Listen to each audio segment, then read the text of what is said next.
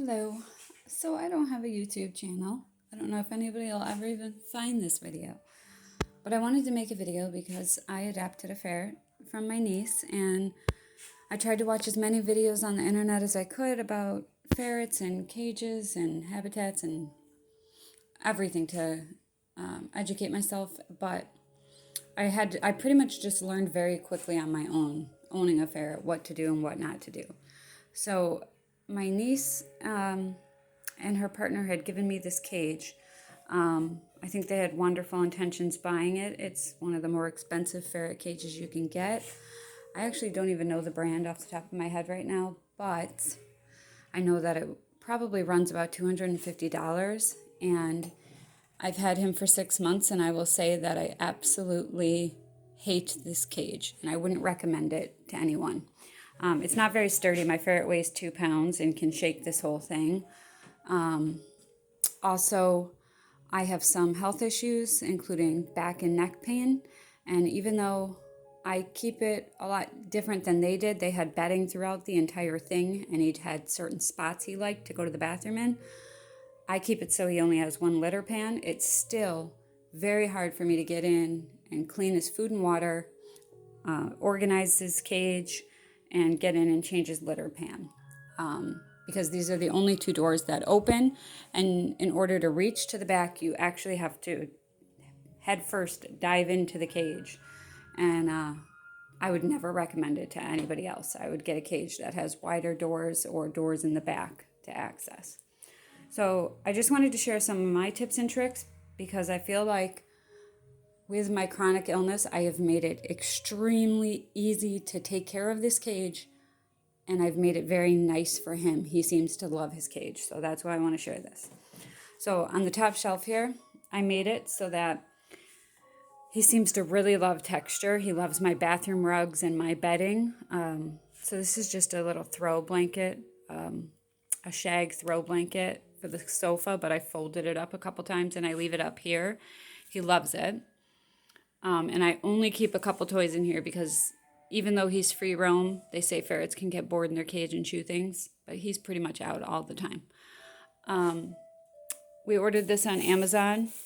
It's terrible. It was great at first and he loved it, but we washed it one time and all of this bedding or whatever's in here completely just broke down, and now it won't stay open straight through.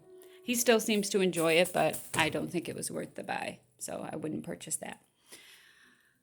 These aren't made very well for $250 cage. He's, again, 1.5 pounds, and he does not like to use them. They don't support his weight no matter how you do it. I've tried doing this lower, and it still doesn't support his weight, so I keep it up. He pretty much just tries to jump. And I used to keep his food and his water bowl side by side, but for some reason ferrets, maybe it's just mine, but it seems like he, with a mouthful of food, will take a sip of water. So I constantly find food in his water bowl. And within a half a day, not even a full day, if you don't change that water, the smell from that ferret food getting moist is it's terrible. I don't know how to explain the smell. It's worse than mildew. It really, really makes the cage stink. So next to his actual food, all I give him is a water feeder. That way I can prevent that. So when he's ready for more water, my niece also had this set up very differently, but I think the way we have it set up is nice. So he can take this tunnel up here and get a drink of water up here, and that's about all he does up here. He doesn't even use this. I've tried this in many places. He seems to hate it. It's adorable. Some people's animals love it. Again, I bought this on Amazon. The only time he's ever been in it was the one time I put him in it, and he didn't enjoy it. Another thing about this cage that's hard too is there's just not many places to put this. He would use it more on the bottom shelf, but because this is the only place with grates up here, it's the only place I can use it. So it was pretty much a waste of money because of the cage. These things took my husband and I over an hour to try to get these just right with traction so that this would support his weight when he goes up it. And you have to make it so that the holes are facing down so his nails can help him get up it. Again, terrible design. I'm really giving this cage a bad review, even though it's working for us right now. Bottom shelf, he does very well with this tunnel coming down. We have that one placed. Again, we had to bring in our own zip ties. They didn't give us enough equipment to really properly secure these things. So either we're doing it totally wrong or it's just poorly made. But we seem to have it done nicely where he can come down. I have another thing of water here for him when he's done eating and he comes down. And then all he does down here is he loves this thing. My niece had it flipped the other way, so it was a dome. But I have it this way because he seems to love to just curl into a little ball here and then fall out and stretch out. Again, only one little toy he barely plays with. I know he won't chew up. And the bottom level I keep very clean and simple because he uses this litter pan. I clean it twice a day, but if he goes too many times, even in a half a day, sometimes he'll kick his litter pan out and go behind it or on the other side. So I keep pee pads there, and it is a super easy clean. I never have to clean. This is terrible. If you had bedding down here and had to clean this cage itself, I don't care what you're using, but if you can see, this is all just little grates and grooves.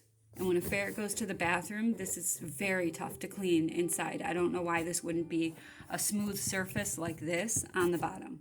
I'm not sure why for an animal that poops in its own cage, they would grate this. It's just, you have to really scrub in every little nook and crack. It's awful. So in order to prevent that, I keep a pee pad in both the back corners, and I keep his litter pan on top of it, and I change it very often. That way, he pretty much only goes in his litter pan, and we don't have any problems. The other thing is I had to custom make, because I couldn't find any for this cage specifically, I had to custom make a cover for both of his ledges, because when we first got him, he was enjoying his freedom so much that when we put him in his cage at night, he would have what I guess they call cage rage, or he just had his instincts to scratch.